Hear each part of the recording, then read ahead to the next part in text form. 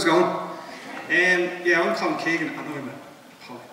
And I'm going to kind of evolve before I was as a poet, because I'm going to perform poems with some interconnected, speechy type thing in between the poems. So it's kind of it's groundbreaking time for Irish poetry right now.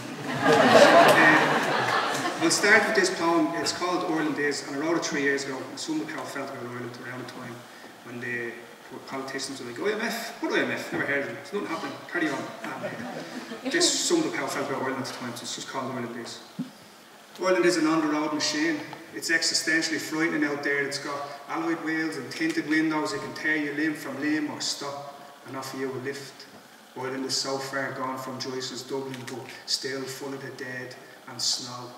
Upon quickly snorted cocaine breaths we go. Ireland is a badly bred, famine-stricken, flea-bitten jalopy of a piebald horse galloping down O'Connell Street. Ireland is Cú Cullen with a Hurley, gunning off his head on creatine, punching the face off the referee before sticking him in the boot with sectarianism, and it disappeared. Ireland is Tiernan Og, Oisin saying, "Don't!" because the saddle broke. Vikings raving on Mudkey Hill, monks driving Humvees through round towers they built. St. Patrick standing with his fire on the mound saying, "Honestly no lads, that money was just resting in my account." Ireland is English, whether likes or not, because laughing at Newsweek and mock the week, choking on M&S food and drooling all over its new Debenhams top. Ireland is a Glock pointed at someone's son, or a Christian brother, or its own mother, because she won't move into the nursing home. Ireland is a teen brain, new age lap dancer, getting drunk, getting chlamydia the soul from too much unprotected Facebooking down the borderline of a ghost estate, searching for Fox Rock. Ireland is veins, butterfat, with broadband and self-hatred, caught in the loop of a money shot lasso, a faux-hawked Pentecostal iconoclast Yahoo, a lawyer, in flames, in the X Factor finding the bullshit. Jerry Adams kisses Barbara Streisand, Bertie Ahern on-screen crying, suicide, alcoholics, junkies, gunmen, dying and dying and dying. And it's all so electrifying. Because we're falling blind. We've no idea what we're doing. We've no idea where we're going. And we're almost there. So that was written in 2010, and I kind of felt a bit guilty afterwards, because I felt like I was putting a boot in to Ireland at the time, and it needed kind of support. I remember Ryan Tugley was on the radio, so I was like, enough of the negativity, a bit of positivity, but I kind of had to call it like it was, because you had to admit, had to kind of stand up and go, hey, who's driving this country, like, who's steering this yoke, you know? And I like the questioning, like, when you say we don't know where we're going, somebody has to stand up and say, well, we need to figure out where we're going. So I like the questioning those lines, and I like the way it's still not, we still are there where we were 3 years ago, because things that happen in the past are always happening, right? They're constantly happening, like, you know.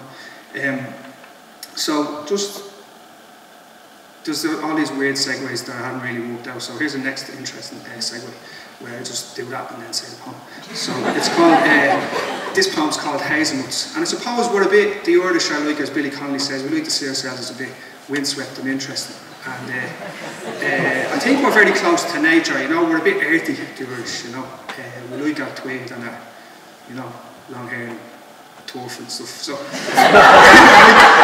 close to nature, you know, we're close to nature. I think we are really as a people, we're very close to nature. And I cherish that. And I had a special place of my own when I was young, and it was just this hazel grove that was very, felt like it was miles away, but it was very near to my home in Tallaght, and it was just, so this little poem was called Hazelnuts. The hazel grove, 5 minutes in the car, forever using 8-year-old legs through cornfields. Concrete? What concrete? Heaven on earth to me at 8. Trickling water, fluttering leaves, the smell of moss and rotten trees turning to muck. And hazelnuts. Real, lean hazelnuts. Not from a shop, from a tree, from God to me. From then on in, and even now I see, the whole world is in our grasp. The whole world belongs to me for sharing. Nothing can stop me eating hazelnuts. Beautiful, brown, shiny like eggs. I filled the plastic bag, blue it was. I carried them all the way home. I only ate a few. But I'll never forget. The trees are climbed, the hills are rolled down, the hazelnuts, the sunlight, the smiles. Thank you. The reason I chose that poem was because it's nostalgic, and it's like here we are talking about the present, and to understand the present we really have to look at the past, and it can be hard to look back, especially with a history like ours. And nostalgia is like sort of the idea that you look back and it hurts, but there's this sort of Portuguese idea of saudade, which is the idea that it comes from the sense of loss when if someone went away, like say, you know, sailing around the world in the sailing age, like, you know, kind of when America was discovered and stuff, and people would lose, like someone say, right, I'll say I'm off on my trip and I'll see you in 3 years, and they'd be lost to ship. You wouldn't know, you just wouldn't know.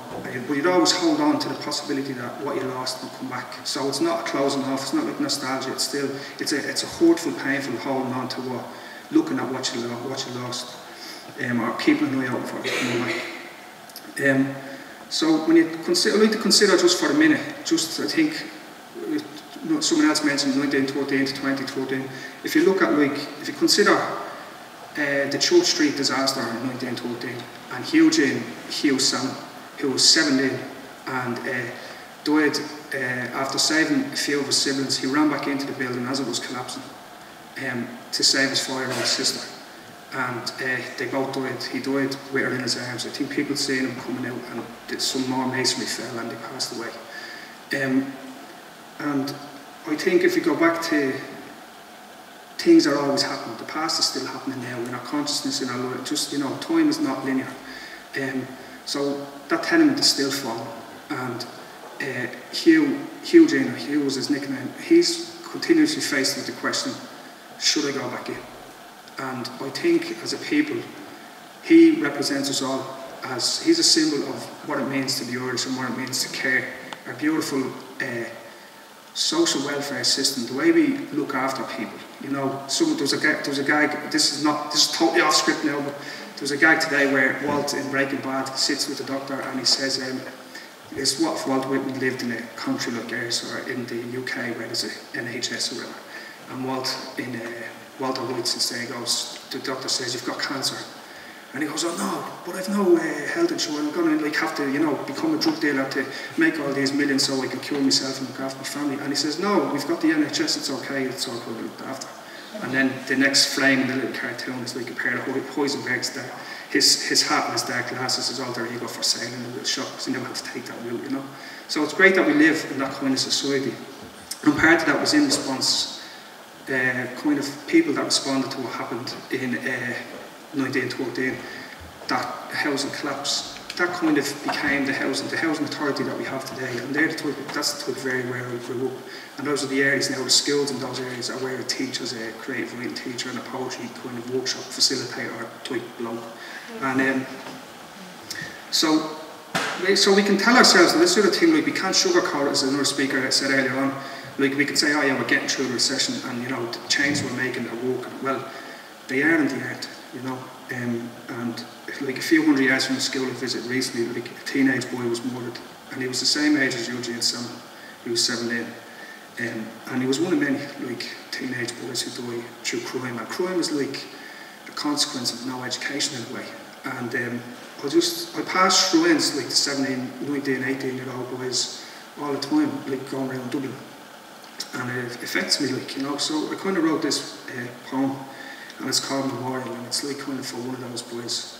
And his death struck me a lot. I don't know why, but this is the poem. It's called Memorial. They say, in memory of you, there is a blessed bouquet tied to the last in a row of lampposts that shine their light on waste ground near your home. The flowers go from wilted to vibrant before being untied slowly and taken down by a mother who goes backwards into town. Go back a few days more to her and all your family gathering, standing in a field and watching. You're removed from plastic, eyes closed, you slid into a drainage ditch where from dawn to when the cowslip closes to midnight and beyond, heat creeps from the grass into your body. In the dark, three men will come, with tools they use to pour blood and bits into your stomach. While you rise up and scream, they watch the muck and grass leaving your three-striped tracksuit. They suck the pain and damage from your bruises with their fists and turn it into angry shouts they swallow, while their tools are quietly hidden in their pockets. Together, you all run back in time, past the lampposts, into a garden, the weeds all crooked and unkempt, shrinking back from them before they skipped in through the back door of a house filled with your friends. young, good-looking boys and girls, music, and a party starting as soon as you step in. Thank you.